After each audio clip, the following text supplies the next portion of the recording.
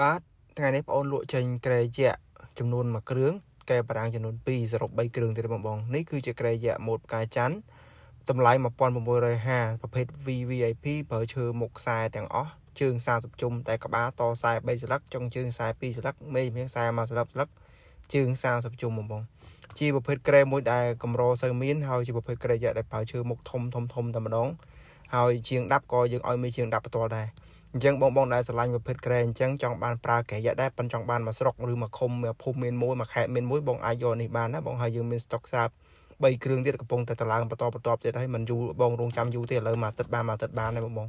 ហ្នឹងហើយសារពេលមុនចូលឆ្នាំយើងទិញបានឈើច្រើនអញ្ចឹងណាអញ្ចឹងសម្រាប់ការរៀបចំវិចខ្ចប់ដឹកជញ្ជូនក៏ដូចរដងគឺបងអូនរុំមកចិត្តអញ្ចឹងទៅហើយយើងលើកដាក់រយន្តបែងចែកជាផ្នែកបានន័យថាយើងមិនលើកទៅមូលទៅបងព្រោះលើកទៅមូលអត់រួចទេមិនតោនណាបងតើយើងបែរជាផ្នែកអញ្ចឹងមិនយើងលើករួចហើយសម្រាប់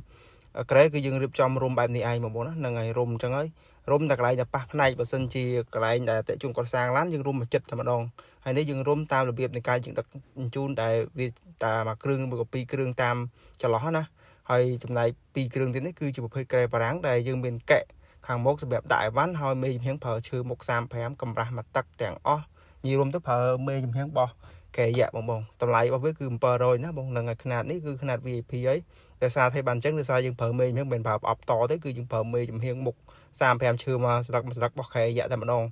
ហើយក្បាលចុងជើងគឺយើងប្រើវ៉ែតប្រអប់តប៉ុន្តែយើងប្រើឡចំហុយក្រែបារាំងនេះពិសេសត្រង់មានកែដាក់អាវ៉ាន់ទៀតបងនឹងគឺយើងរៀបចំតម្លើងតាមការកំងរបស់អតិថិជនហើយយើងមានបូតដើមពីខាងប្រទេសជិតខាងហ្នឹងឯងបងយើងមើលគំរូរបស់គេយើងធ្វើតាម